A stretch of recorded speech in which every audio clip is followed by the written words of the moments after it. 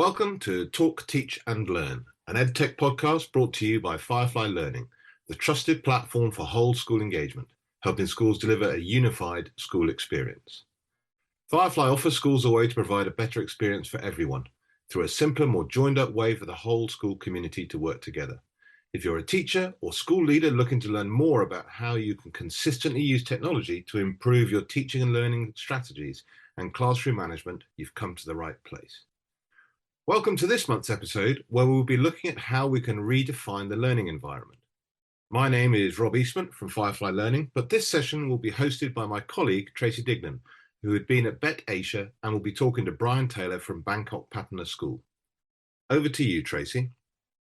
Hello, I'm Tracy and I am talking to you from the BETT Asia conference taking place in Bangkok.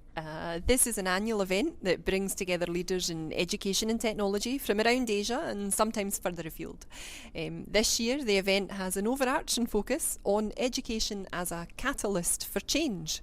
And to help me dig a bit deeper into that theme and share a bit more about what's going on at the conference, I have Brian Taylor from Bangkok Patana School. And I have to say, it is a treat to be able to sit here and have this conversation in person. So Brian, why don't you introduce yourself and maybe share a little bit more about your role? Thank you, Tracy. My name is Brian Taylor. I work for Bangkok Patana School, which is a very large British international school on the outskirts of Bangkok. Currently we have just over 2,300 students in a wonderful campus. And I've just been actually at the BETT conference for a couple of days, and I was fascinated with the tagline, education as a catalyst for change, because I do think that if you're in education and you're not prepared to be a change agent, then you're probably in the wrong business. So it was interesting to see that tagline. Let me just go into job description really in terms of, I always think that actually it's not a job description, it's a person specification in terms of the person that's right for the role. In my background, I started off as a chemical engineer and then became head of science. I worked in Africa and the Middle East and was on a sort of like longshore drift towards Hong Kong. Came to Thailand on a holiday, and as you do, met a guy in a bar, and the guy said, "Oh, there's a job going at Bangkok Patana School. Why don't you go and apply?" That was 21 years later. I've been head of science for many years, and probably just like Rob really in terms of a physics teacher, and then always had a passion for technology. And when a position came available within the school to lead the technology integration into the curriculum, I jumped for it and have been doing that since 2014. Actually, the time in my first year, I think it was, we made the classic mistake of changing our information management system and our virtual learning environment both at the same time. So two massive projects, and obviously our VLE since 2014 has been Firefly. At the BETT conference over the past couple of days, it's been interesting to see some of the things that are starting to percolate or bubble through the surface in terms of technology. One of the things that I've noticed quite a lot is that there are a lot of third-party integrations that are coming into information management systems. There's been an evolution since 2014. Rather than having your information management system as the one-stop shop for everything, it tends to be the data hub now, and there's lots of little packages out there that tend to do really, really good things but then integrate into your system itself. But the main sort of things that I'm starting to see certainly is at the interface between well-being and technology, and there has been a thread. I'm sure it's similar to probably BETT London or any of the other events, that well-being is what's being focused on, and it's a classic really. If you're familiar with the work of an American guy called John Almarode, and he talks about engagement, and in terms of engagement, you've got to get the well-being right first before you can then layer on the learning. And lots of the things that have been spoken about in this conference is about the analytics and surfacing the analytics of well-being. And that's a journey that we're on at the moment, is making sure that we get the well-being right, particularly pertinent, obviously, on the back end of the pandemic. I think lots of schools and communities have realized that the learning is a consequence of the well-being. Getting the well-being of the community right, your staff, your students, your parents, allows you then to access the learning through the engagement itself. In fact, there's a really good book by an MIT professor. I think I'm pronouncing his name right. It's a guy called Justin Reich, and it's about why technology alone cannot transform education. And one of the themes of this BETT conference has been that technology requires the human sort of side of things, and actually, as a consequence of the pandemic, we looked at our technology vision and we actually changed our technology vision.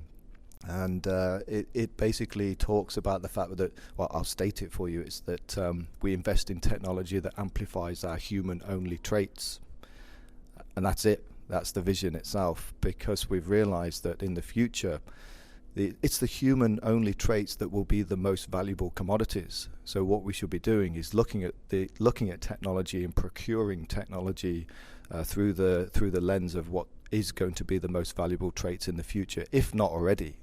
In terms of that's what's going to separate out the AI side of things and the human side of things is the creativity, the empathy, the ability for you to be able to persuade and to communicate, to influence and things like this, things that are sort of like human-only traits. Charisma is a classic classic one of the C's in terms of, I mean, I've yet to see a platform that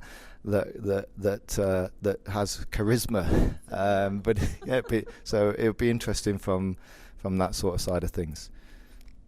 Well, I'm actually really happy to hear you talking about wellbeing, Brian, because I would say the best part of my job is getting to talk to hundreds of schools, right? So that's what I do day in, day out. I talk to lots and lots of schools. And there has been some commonalities in those conversations over the last couple of years, and certainly over the last 12 months. I've been really pleased to see that kind of shift to sort of increased focus on well-being and increased resources being poured into well-being, that's been retained. Because I think sometimes what you find is when there's a period of crisis, like the COVID situation, there is a knee-jerk response to that. And when you come to a conference like BETT and you see that there's a full strand dedicated to well-being, and there's lots of solutions which are emphasising that at the moment, I think that's it's a really positive thing. I would be amiss not to mention that while we're here at BETT, we're also talking about our own platforms and how they can contribute to that. So obviously things like our ePraise platform, which taps into student motivation and achievement and reward. We are showcasing that on the Microsoft stand during this event, and we're talking a lot to schools about that at the moment. We're talking about the importance of students feeling that they have meaningful reward, that they have direction for their learning purpose as well. So it is really nice to see the full range of solutions and things that are getting talked about. You've mentioned well-being and things like that there. Is there anything else that's kind of been really resonant, maybe in any of the talks that you've attended? Are there any kind of particular things that you think you're going to take away from this event that have given you sort of pause for thought? Yeah, great question. One of the things that I've come out of this 2-day event with is that we're actually doing the right thing. You know, sometimes you can be blinkered. You can be blinkered in that you're doing your 24 hours a day, 7 days a week, full tilt, not really having the capacity to be able to discover what other schools are doing. Until you take time out to come to events like this and talk to colleagues, talk to fellow leaders, and see and listen to what other schools are doing. And one of the things that we're really focusing on at the moment is actually trying to capture that well-being data. I think schools like ourselves are very data rich, but perhaps presentation of that data poor. We don't necessarily represent that data to the learners in a way in which they can act upon. I imagine many schools, just like ourselves, have a drop point when it comes to data, and then a report is produced as a consequence of that on a PDF document that's then shared with the parents and the students.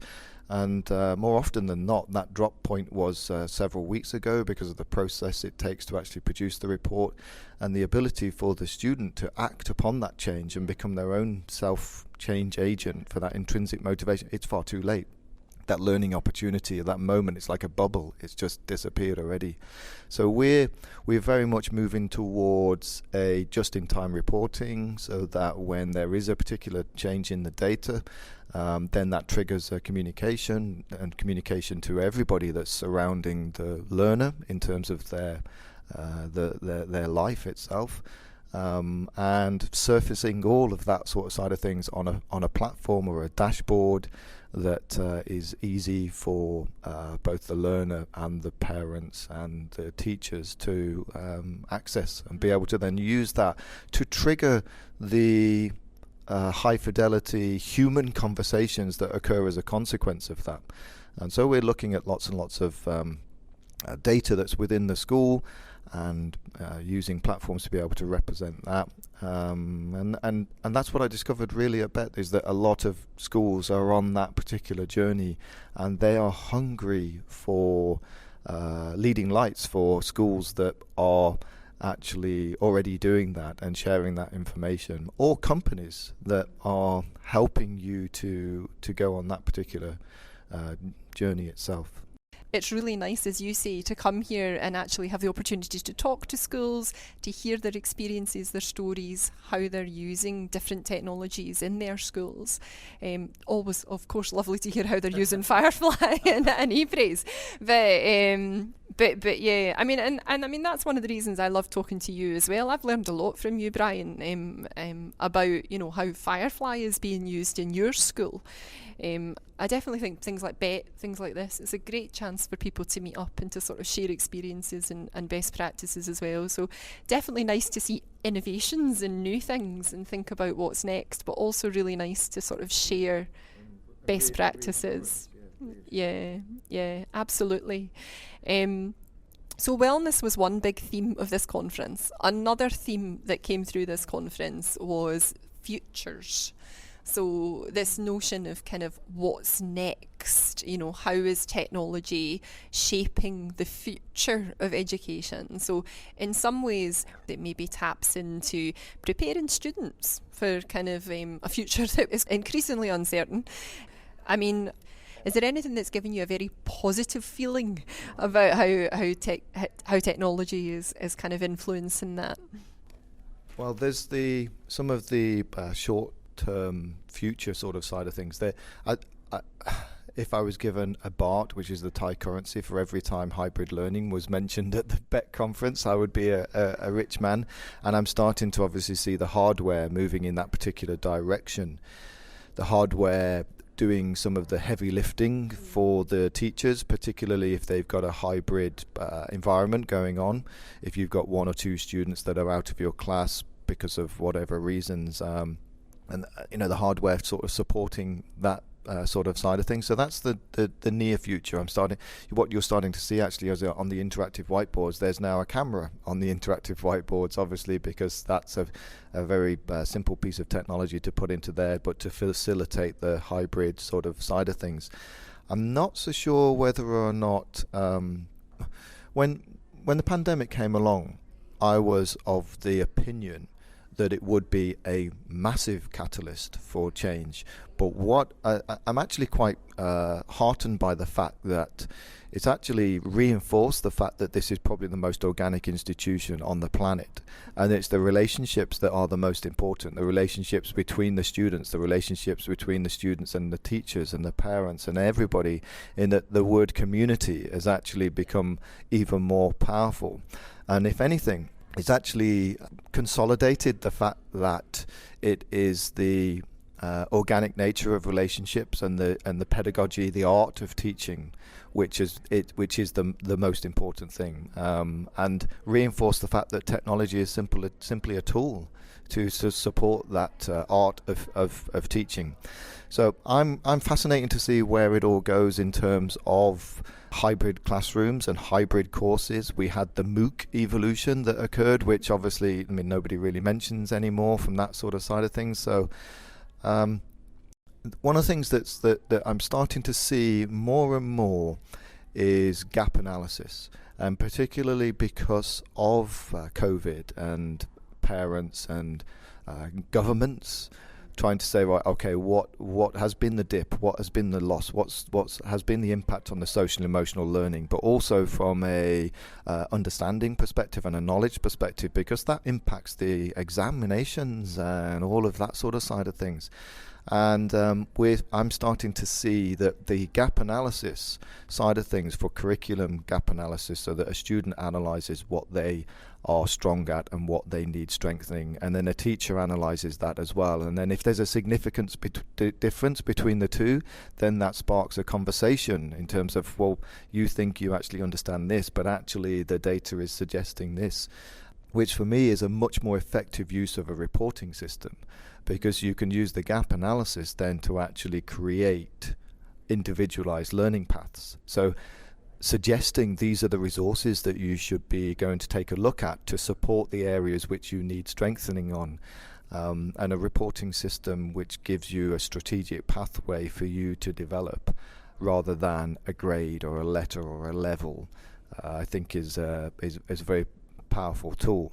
Now, you have to be careful with that, because obviously the audience, the student at a very younger age, the person that can have the greatest impact on that obviously are the teachers and the parents. The students themselves, it's all about their interpretation of that data. So as they mature through the school and they get that higher degree of independence and more intrinsic motivation, then the dashboards that are surfacing that data needs to represent, obviously. So it's a bit like, as the audience grows, the way that the data is represented also changes with them. So that's what we're sort of like looking forward to and are excited about. And I've seen some of the things that I was quite surprised actually at the some of the university streams that were within BETT this year, because university seems, I always thought it was a bit of a laggard. It was a bit sort of behind, and that it was, to be honest, it probably went with the ages, in that some of the best pedagogy I've ever seen is in foundation stage. Yet actually the sage on the stage talking to 500 students at a university sort of level. But what I've saw in the past couple of days, it's actually they're starting to actually lead the way, which is great, because then all of that actually trickles down. So you get a feed up from the foundation side of things, and you get a feed down from the university side of things, which from our perspective is great.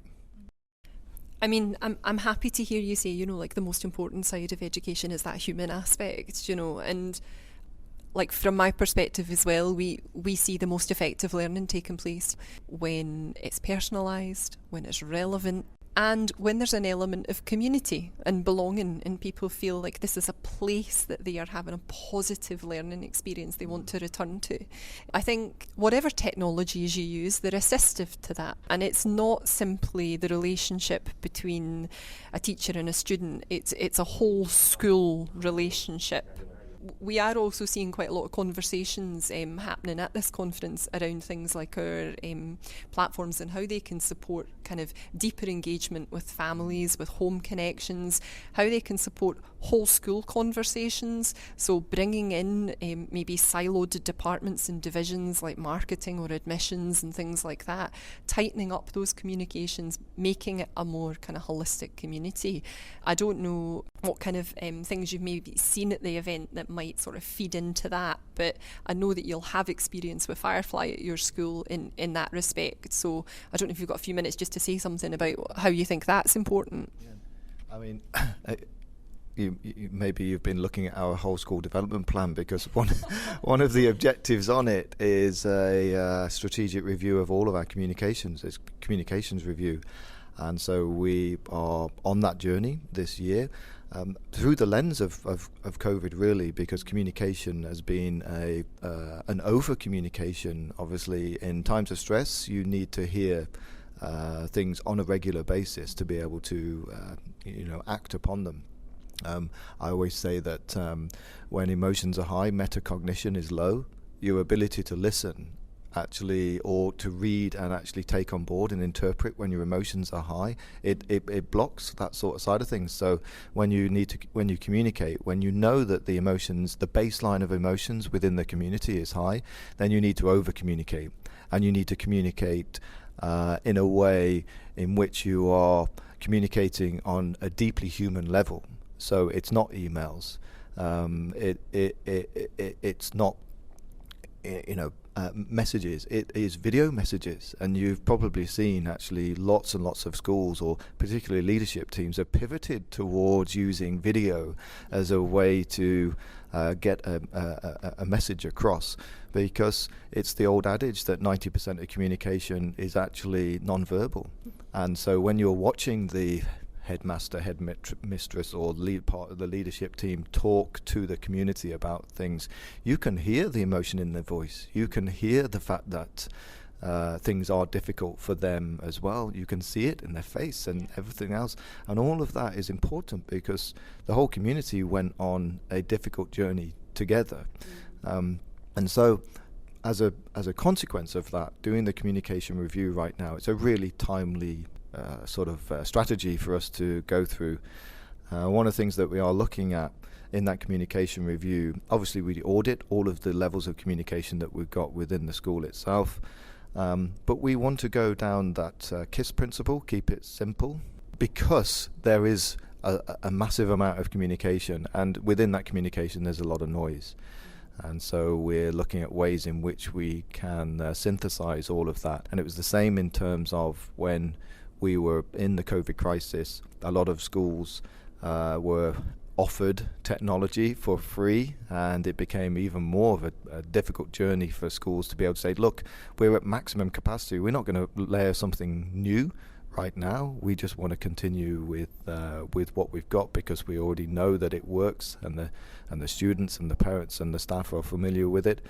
And that's what we're going to do with our communication review, is to keep it very, very simple and pare it down to what's essential. But as part of that audit, obviously we're looking at, or we're asking for feedback from everybody within the community. Talking about things like communications and how they affect the school, more generally, it also ties into another kind of theme that we talked about right at the very beginning of this conversation, which is integrations. And increasingly what we see when we're talking to school is they want to improve the experience for all of the users, right? So we want to simplify workflows, we want to streamline things, we want to unify the systems so far as possible. And so that means obviously integrations. Now, we're delighted that we work really closely with the likes of Microsoft, so we have really deep integrations with Microsoft.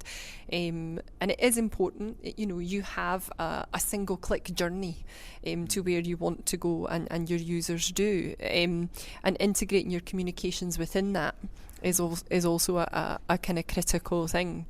And we are seeing a lot more tech companies being more collaborative, playing better together, making the experience better for schools, because we want you to use the tech tools that you know and love, but we want you to use them in a way that they're unified, integrated, and a better experience. Yeah, one of the things I wanted to pick up there was one of the mottos that we have within the school is what we call the 3-click challenge, in that you should be able to find anything within the systems within 3 clicks. Sometimes it does take a lot more than 3 clicks to actually get to information, but we try as much as possible to actually streamline all of that process.